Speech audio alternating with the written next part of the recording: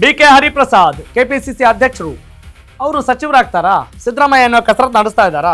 ಹರಿಪ್ರಸಾದ್ ಬೆನ್ನಿಗೆ ನಿಂತಿದ್ದಾರಾ? ಅಹಿಂದ ನಾಯಕ ಸಿದ್ದರಾಮಯ್ಯ ಅವರ ಪರವಾಗಿ ಬ್ಯಾಟ್ ಬೀಸ್ತಾ ಇದ್ದಾರಾ? ಕೆಪಿಸಿಸಿ ಸಾರಥ್ಯದ ಜೊತೆ ಮಂತ್ರಿ ಭಾಗ್ಯವನ್ನು ಕೊಡಿ ಅಂತ ಹೇಳ್ತಾ ಇದ್ದಾರಲ್ಲ, ಇದು ಯಾವ ಆಧಾರದ ಮೇಲೆ ಅಂತ ಪ್ರಶ್ನೆ ಮಾಡೋರಿದ್ದಾರಾ? ಎರಡೂ ಸ್ಥಾನ ನಿಭಾಯಿಸೋಕೆ ಬಿ.ಕೆ. ಹರಿಪ್ರಸಾದ್ ಅರ್ಹ ಅಂತ ಸಿದ್ದರಾಮಯ್ಯ ಏನೋ ಒಂದು ಹೇಳಿಕೆ ಕೊಟ್ಬಿಟ್ಟಿದ್ದಾರೆ, ಅಂದರೆ ತೇಲ್ ಬಿಟ್ಬಿಟ್ಟಿದ್ದಾರೆ. ಅನುಭವ ಮತ್ತು ಸಂಘಟನೆಯ ಆಧಾರದಲ್ಲಿ ಹರಿಪ್ರಸಾದ್ ಅವರಿಗೆ ಮಣೆ ಹಾಕುವ ಸಾಧ್ಯತೆ ಇದೆ. ಸಿದ್ದು ನಡೆಯಿಂದ ಸಚಿವ ಸತೀಶ್ ಜಾರಕಿಹೊಳಿ ಅವರಿಗೆ ಏನಾದರೂ ಇರ್ಸುಮುರ್ಸಾಗಿದೆಯಾ, ಅಸಮಾಧಾನ ಆಗಿದೆಯಾ ನೋಡೋಣ. ಈ ಹಿಂದೆ ಸಚಿವ ಸ್ಥಾನದ ಜೊತೆ ಕೆಪಿಸಿಸಿ ಬೇಡಿಕೆಯನ್ನು ಇಟ್ಟಿದ್ರು. ಯಾರು? ಇದೇ ಸತೀಶ್ ಜಾರಕಿಹೊಳಿ ಅವರು. ಒಬ್ಬ ವ್ಯಕ್ತಿ ಒಂದು ಸ್ಥಾನ ಒಂದು ಹುದ್ದೆ ಅನ್ನುವ ರೂಲ್ಸ್ನ ಇಟ್ಬಿಟ್ಟು ಕಡ್ಡಿ ತುಂಡರಿಸಿದಂಥ ಒಬ್ಬ ವ್ಯಕ್ತಿ ಒಂದು ಸ್ಥಾನ ಅಂತ ಬೈಕ್ ಬೀಗ ಹಾಕ್ಬಿಟ್ಟಿದ್ರು. ಹೈಕಮಾಂಡ್ ನಡೆಯಿಂದ ಪೆಚ್ಚುಮೊರೆ ಹಾಕ್ಕೊಂಡು ಬಂದಿದ್ರು ಸತೀಶ್ ಜಾರಕಿಹೊಳಿ. ಓಕೆ, ಪೆಚ್ಚುಮೊರೆ ಅಂತ ಹೇಳಿದ್ರೆ ಓಕೆ, ನಮ್ಗೆ ಇಷ್ಟ ಇಲ್ಲ ಅಂದ್ರೆ ಈಗ ಸ್ವೀಕರಿಸೋಣ ಅನ್ನೋ ಭಾವನೆಯಲ್ಲಿದ್ದರು. ಆದ್ರೆ ಈಗ ಸಂಪುಟ ವಿಸ್ತರಣೆ ಆಗೋ ಟೈಮಲ್ಲಿ ಬೇರೆ ಏನಾದರೂ ರೂಲ್ಸ್ ಹೇಳ್ತಾ ಇದ್ರೆ ನಿಜಕ್ಕೂ ಕೂಡ ಏನು ನಡೀತಾ ಇದೆ ಅನ್ನುವ ಅನುಮಾನ ಸತೀಶ್ ಜಾರಕಿಹೊಳಿ ಅವ್ರಿಗೆ ಏನಾದರೂ ಇದೆಯಾ? ಸಿದ್ದರಾಮಯ್ಯ ಜೊತೆಗಿನ ಅಂತರವೇ ಸತೀಶ್ ಜಾರಕಿಹೊಳಿ ಅವರಿಗೇನಾದರೂ ಮುಳುವಾಯ್ತಾ ಅಥವಾ ಮುಳುವಾಗ್ತಾ ಇದೆಯಾ ಅನ್ನುವ ಪ್ರಶ್ನೆಗೆ ಇಂಬು ಕೊಡುವಂತೆ ಸದ್ಯದ ಸುದ್ದಿ ದೊಡ್ಡ ಮಟ್ಟದಲ್ಲಿ ಸಂಚಲನ ಸೃಷ್ಟಿ ಮಾಡ್ತಾ ಇದೆ. ಎಸ್, ಹಾಗಾದರೆ ಏನು ಆಗುತ್ತೆ? ನಾವೇನು ನಿರೀಕ್ಷೆಗಳನ್ನ ಇಟ್ಕೊಂಡಿದ್ದೀವಿ ಎಲ್ಲವೂ ಆಗ್ತಾ ಇದೆಯಮ್ಮ. ಯಾಕಂತ ಹೇಳಿದ್ರೆ ಮುಖ್ಯಮಂತ್ರಿ ಯಾರಾಗಬೇಕು ಅನ್ನುವ ವಿಚಾರಕ್ಕೆ ಒಂದು 6-7 ತಿಂಗಳಿಂದ ಚರ್ಚೆ ನಡೀತು. ಇನ್ನು ಮಂತ್ರಿಗಳ ಭಾಗ್ಯ ಯಾರ್ಯಾರಿಗೆ ಸಿಗುತ್ತೆ ಸಿಗಲ್ಲ ಅನ್ನೋದ್ರ ಬಗ್ಗೆ ನೋಡ್ತಾ ಹೋದರೆ ಜನರಿಗೆ ಯಾವಾಗ್ರಿ ಭಾಗ್ಯ ಸಿಗೋದು? ಭಾಗ್ಯ ಅಂದರೆ ಹೆಣ್ಮಗಳ ಹೆಸರಲ್ಲ, ಭಾಗ್ಯ ಅಂದರೆ ಫಾರ್ಚುನೇಟ್. ಅವ್ರಿಗೆ ಯಾವಾಗ ಅವಕಾಶ ಸಿಗೋದು? ಜನರು ಉದ್ಧಾರವನ್ನು ಗಮನದಲ್ಲಿ ಇಟ್ಕೊಂಡು ಏನಾದರೂ ಮಾಡ್ತಾ ಇದ್ದಾರಾ? ಅದ್ರ ಬಗ್ಗೆ ಪ್ರಶ್ನೆ ಮಾಡೋರು ಯಾರು? ಬರೀ ಚುನಾವಣೆ ಬಂದಾಗ ನಾವು ಅವ್ರು ವಿನ್ನಾಗಲಿ ಇವ್ರು ವಿನ್ನಾಗಲಿ ಅಂತ ಹೇಳಿದರೆ ಹೆಂಗೆ ಅನ್ನೋದು ಒಂದು ಪ್ರಶ್ನೆ. ಎಸ್, ಡೆಸ್ಕಿಂದ ನನ್ನ ಕಲೀಗ್ ಜೀವನ್ ಜಾಯ್ನ್ ಆಗ್ತಾ ಇದ್ದಾರೆ. ನೋಡೋಣ ಇದ್ರ ಬಗ್ಗೆ ಏನು ಅಪ್ಡೇಟ್ ಕೊಡ್ತಾರೆ ಅಂಥೇಳಿ. ಜೀವನ್ ನೋಡಿ, ಎಲ್ಲ ಬುಲೆಟಿನಲ್ಲೂ ಕೂಡ ಈ ಕನ್ಫ್ಯೂಷನ್ ಇದ್ದೇ ಇದೆ, ಯಾವಾಗ ಯಾರಿಗೆ ಮಂತ್ರಿ ಭಾಗ್ಯ ಸಿಗುತ್ತೆ ಸಿಗಲ್ಲ ಅಂಥೇಳಿ. ಏನೀಗ ನಿಮ್ಮ ಅನಾಲಿಸಿಸ್ ಏನಾಗ್ಬೋದು ಓವರಾಲ್ ಲೆಕ್ಕಾಚಾರ? ನಾಳೆ ಅಂತೂ ಸಿದ್ದರಾಮಯ್ಯ, ಡಿ.ಕೆ. ಶಿವಕುಮಾರ್, ಬಿ.ಕೆ. ಹರಿಪ್ರಸಾದ್ ದೆಹಲಿಗೆ ಹೋಗ್ತಿದ್ದಾರೆ ಅಂತ ಹೇಳ್ತಾ ಇದ್ದಾರೆ. ಏನಾಗ್ಬೋದು ಅನ್ನುವ ನಿರೀಕ್ಷೆ ಇದೆ ಸದ್ಯದ ಮಟ್ಟಿಗೆ. ಕ್ವಿಕ್ ಆಗಿ, ಕ್ರಿಸ್ಪ್ ಆಗಿ, ಪ್ಲೀಸ್ ಗೋ ಹೆಡ್. ಸದ್ಯದ ಮಟ್ಟಿಗೆ ಏನು ಒಂದು ಚರ್ಚೆ ಇದೆ, ಏನು ಡಿ.ಕೆ. ಶಿವಕುಮಾರ್ ಅವರು ಇದು ಮಾಜಿ ಸಿ ಎಂ ಸಿದ್ದರಾಮಯ್ಯನವರಾಗಿರ್ಬೋದು, ಎಲ್ಲರೂ ಕೂಡ ಏನು ದೆಹಲಿಗೆ ತೆರಳ್ತಾರೆ ಅನ್ನೋ ಒಂದು ಇದೊಂದು ಚರ್ಚೆ ನಡೀತಾ ಇದೆ. ಈ ಒಂದು ಚರ್ಚೆ ಸದ್ಯಕ್ಕೆ ಡಿ.ಕೆ. ಶಿವಕುಮಾರ್ ಅವರು ಫುಲ್ ಸ್ಟಾಪ್ ಇಟ್ಟಿದ್ದಾರೆ. ಯಾಕಂದರೆ ಏನು ಈ ಒಂದು ಡಿ.ಕೆ. ಶಿವಕುಮಾರ್ ಅವರಾಗಿರ್ಬೋದು ಇನ್ನು ದೆಹಲಿಗೆ ತೆರಳ್ತಾರೆ ಅನ್ನೋ ಒಂದು ಮಾಹಿತಿ ಸಿಕ್ಕಿರುವಂಥದ್ದು.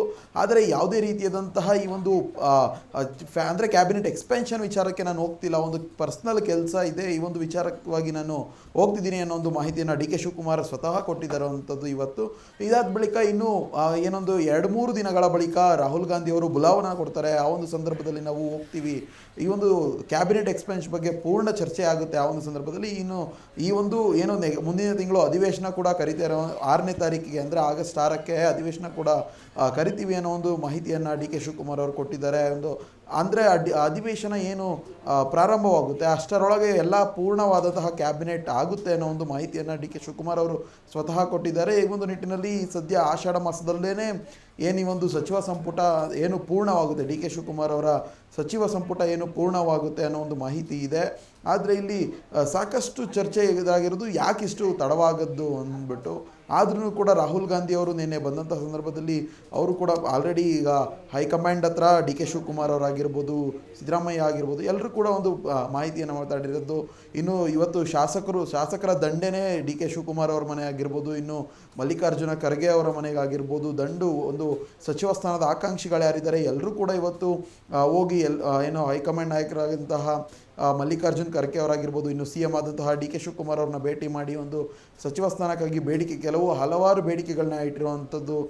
ಸದ್ಯ ಈ ಒಂದು ವಿಚಾರವಾಗಿ ಇನ್ನು ಸಾಕಷ್ಟು ಗೊಂದಲಗಳಿದೆ. ಇನ್ನು ಡಿ.ಕೆ. ಶಿವಕುಮಾರ್ ಅವರು ಇನ್ನೊಂದು 2-3 ದಿನಗಳಲ್ಲಿ ನಾನು ದೆಹಲಿಗೆ ತೆರಳುತ್ತೀನಿ, ಈ ಒಂದು ವಿಚಾರವಾಗಿ ಮಾತನಾಡಿ ಈ ಒಂದು ಕ್ಯಾಬಿನೆಟ್ ಏನಿದೆ ಮುಂದಿನ ಅಧಿವೇಶನದೊಳಗಡೆ ಏನು ಪೂರ್ಣವಾದಂತಹ ಕ್ಯಾಬಿನೆಟ್ ರಚನೆ ಆಗುತ್ತೆ ಅನ್ನೋ ಒಂದು ಮಾಹಿತಿಯನ್ನು ನೀಡಿರುವಂಥದ್ದು. ರಾಘವ್ ಸೂರ್ಯ.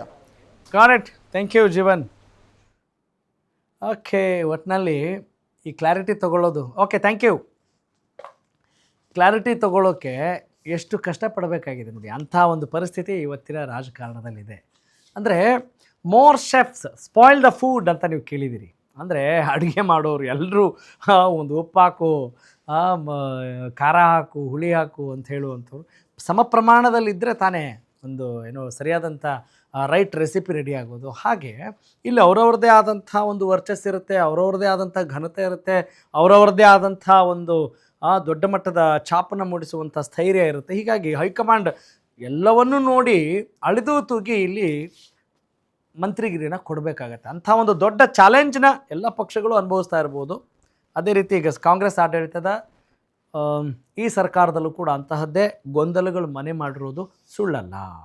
ಹಾಗಾಗಿ ಇದೆಲ್ಲವನ್ನು ಸೂಕ್ಷ್ಮವಾಗಿ ಗಮನಿಸಬೇಕು ನಮ್ಮ ಪ್ರಜೆಗಳು, ಆಯಾ ಕ್ಷೇತ್ರದ ಮತದಾರರು ಅನ್ನೋದು ನಮ್ಮ ಆಶಯ. ಯಾಕಂತ ಹೇಳಿದರೆ ಮುಂದಿನ ಕ್ಲಾರಿಟಿ ರಾಜಕಾರಣಿಗಳಿಗೆ ಇರುತ್ತೋ ಇರೋಲ್ವೋ, ಆದರೆ ನಮಗಂತೂ ಇರಲೇಬೇಕು ಅಂತ ತಿಳಿಸೋದು ಅಶ್ವವೇಗ ನ್ಯೂಸ್ನ ಕಾಳಜಿ ಮತ್ತು ಕಳಕಳಿ ಅಂತ ಹೇಳ್ತಾ ಇವತ್ತಿನ ಟಾಪ್ ಸ್ಟೋರಿ ಮುಗಿಸ್ತಾ ಇದ್ದೀನಿ. ನಾನು ನಿಮ್ಮ ರಾಘವ ಸೂರ್ಯ. ನಮಸ್ಕಾರ.